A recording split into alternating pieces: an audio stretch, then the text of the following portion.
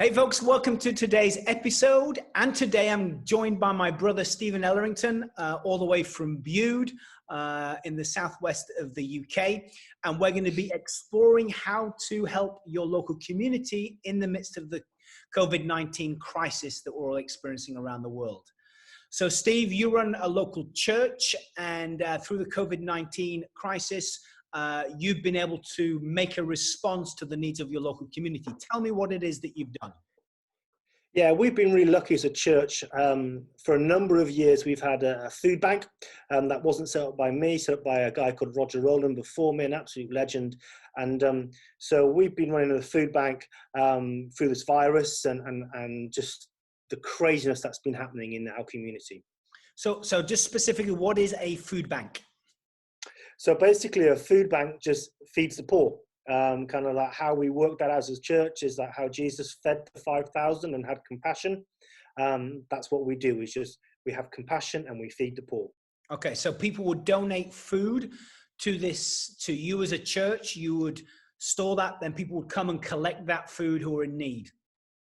Yeah, so we work with around about 20 different agencies around Bude and the surrounding areas. And what happens is they grab a voucher. And then they come to us, and then we give them a whole bunch of food, and then they're able to feed themselves and feed the kids. Okay, so obviously in this current crisis, I suspect, Steve, that the demand for food for your food bank has gone through the roof. Yeah, so for us, we've had to change lots of things that normally our food bank doesn't really run financially, it runs on donations from food. We've had to change that where we have to have now donations of money so we can buy the food. And we've probably seen a 40% increase over the last 3 to 4 weeks. Of donations? And no, demand. of demand, yeah. Okay, so demand is up by 40%. And you've changed your process, whereas before people were giving you food, now you're going and buying the food yourself. So why is it that you're going and buying the food as opposed to receiving donations?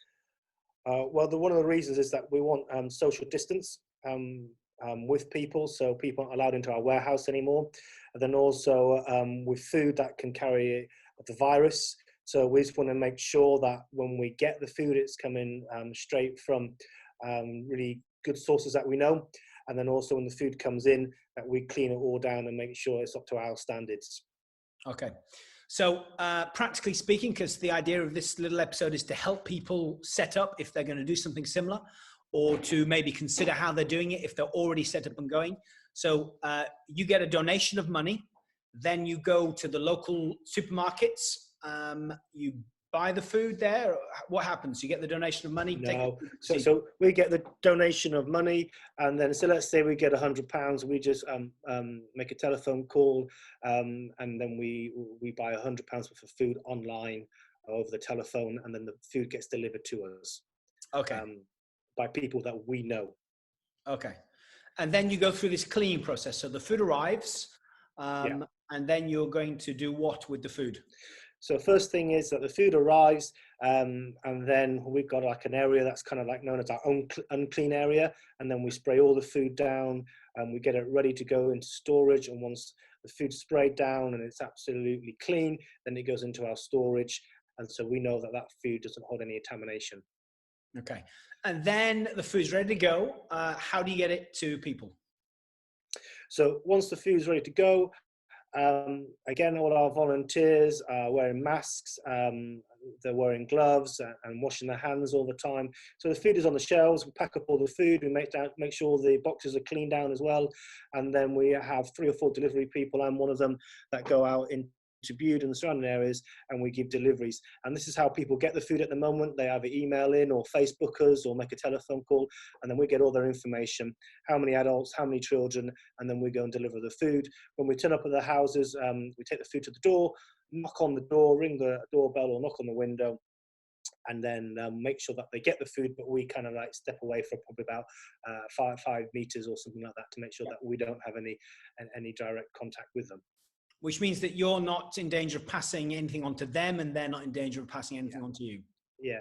So one of the main things is for us as delivery drivers is that we can pass it on to many houses because we're constantly knocking on people's doors. So we're just being really careful at the moment because we could be carriers of the disease. It's a very important point, because as that person who's now moving through the community constantly, if you are the carrier of the virus, well, it would be disastrous. Yeah, so with all our volunteers, we make sure, just as we're helping and volunteering, that they're also following all the guidelines from our government to make sure that we're not carriers of it. And also, when we leave, that we're not going off to different places or seeing other people, because we believe that we have a responsibility to our community to stay safe. Okay, so that's a good point. So you're not taking advantage of the fact that you're out on delivery. You come straight home on the back of it and back into isolation. Yeah, straight away. And also I'm thinking about my family as well, because they're in isolation. I've got 3 kids and a wife. So we're just really careful what we do here as well. Yeah. So Steve, if somebody's wanting to set up from scratch, how many volunteers do they need to run this kind of operation? How many people are you feeding? Should be the first question I ask. How many people are you feeding per week? Normally we're feeding round about probably per week, let's just say 80 people. I think at the moment we're probably feeding, or double that, 160 people per week, including children. Yeah. So the scale of team to operate to that level? So we haven't increased our team. More people is actually is a bit more of a pain. So we're just working harder and clever in what we do, and putting more process into it. So our team are working incredibly hard. When they get there at 8:30, they're not finishing or having a break. They're going right through the whole day. And how many people? So we have at the moment, volunteering, including me, probably no more than 10 people. Okay. So the packing process, the food arrives and it's going into your warehouse. How many people are operating in that space? So in that space, there is 3 people. Yeah. And then we have someone taking the calls, telephones, answering the emails. And then we have 2 or 3 delivery people. Okay, that's awesome. So there's one person dedicated to gathering in all of that information. Yeah. Okay. And the response to your work in the community? So our response to the work in the community is that people are really grateful that we're doing it and we're stepping up to it. It's a really great thing for the church. But more importantly, we just want to gather people and families around the table and eat together and hang out together and take some of their worries away from them at this time. That's the main thing for us. That's the goal. It's not really to see lots of people give their lives to Jesus. It's just to help people. It's more a move of compassion. Yeah. And it's I guess what it's doing is it's showing the community that the church is wanting to make a difference in people's lives practically, as well as the spiritual journey that we're often talking about as church leaders. Yeah, I think also lots of non-Christians are always like, what's the agenda behind this? Whenever we do anything as Christians, because our agenda is the gospel, but I really struggle with that. I think actually we should be clearer on what our agenda is. So our agenda is just to feed the poor. Okay, that's good. Steve, thanks for your time, mate. It's been really, really helpful. Absolutely brilliant. What you're doing in Bude is phenomenal. And I'm hoping that some of you guys who are watching this around the world may have been inspired that, or may have learned some new things as you go forward and try to work out what you can do in your community. Steve, finally, if there's people that wanted to chat with you specifically about some more detail, can they contact you in any particular way? Yeah, so if they go onto our Facebook, my Facebook page, and just contact me, my name's Steve Ellerington, they can do that. Also, if they go into Oceans Community Church, all our information is on there as well. Also, if they Google Bude Food Bank, we've got a separate website there as well that they can have a look at different things that we're doing. Okay, massive.